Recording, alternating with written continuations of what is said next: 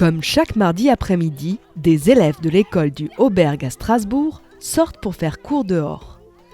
3 classes de CE1 se mettent joyeusement en route vers le parc naturel urbain à 15 minutes de leur établissement. Qu'il pleuve, qu'il vente ou qu'il fasse beau, le rendez-vous avec la nature a toujours lieu. On est à l'école du dehors, on a fait beaucoup de travail, mais dehors. Car il n'est pas question d'une grande récréation. Ici, on continue le programme scolaire. Ça marche? Et là, vous avez combien de points? On a fait... Là, ça fait combien et ceux-là? 1, 2, 3, 4. 400. Plus 10. 410. Voilà. 430. Et il nous reste ceux-là. 430. Plus encore 5. 415. Ah, 415. On profite de ce grand parc pour faire des activités. Alors, on peut faire du sport. On a beaucoup plus d'espace, c'est moins bruyant que le gymnase. On peut faire des mathématiques, on peut calculer, on peut faire du français, des sciences aussi, pour observer des choses dans la nature. Et en général, s'il y a une petite averse, on s'abrite et puis l'averse se termine et on reprend notre travail. Et les élèves ont des salopettes de pluie qu'ils enfilent les jours de pluie. Super. Oui, après je donne juste le travail de la vie.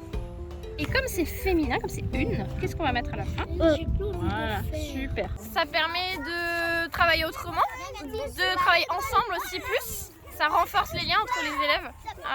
Et puis c'est un peu une bouffée d'air qui fait du bien et qui donne souvent envie de retravailler certaines choses en classe quand on les a vues dehors. Par exemple, aujourd'hui, on a travaillé sur les accords. Si on dit à des élèves en classe, allez, on va faire des accords en grammaire, bon, l'enthousiasme est plutôt modéré. Alors que là, dehors, c'est une chasse. Il faut trouver des objets. Après, il faut les écrire sur les petits papiers, il faut faire les accords. Ça entraîne beaucoup plus dans les activités. À l'école, on est enfermé entre 4 murs et ici, on a juste la limite du chemin. Et du coup, à l'école, tu as plus de règles, par exemple. C'est plus, là, on va pas trop lever le doigt pour prendre la parole ou des trucs comme ça. Vous vous souvenez les petits cailloux que vous avez décorés vendredi? Alors, je les ai cachés. Chaque équipe aura un plan différent. Alors, on va regarder celui-là, par exemple. Vous voyez, celui-là, il a 6 gommettes rouges.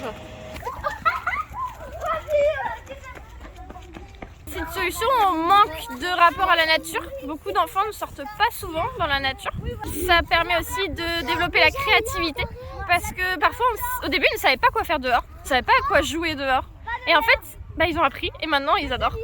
Mais voilà, il faut y aller pour découvrir. C'est une vérolique de Perse. J'aime bien quand je cherche plein de fleurs. Ça nous permet d'apprendre des choses sur la nature. Moi je dis oui, j'adore l'école du dehors. On est dehors, libre, avec toute la nature et ça me fait du bien tout ça.